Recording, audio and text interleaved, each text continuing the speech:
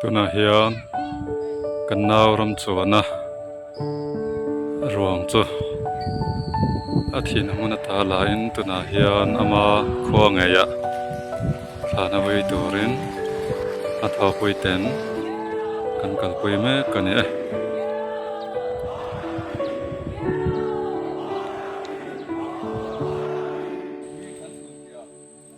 Ding tian bo a zai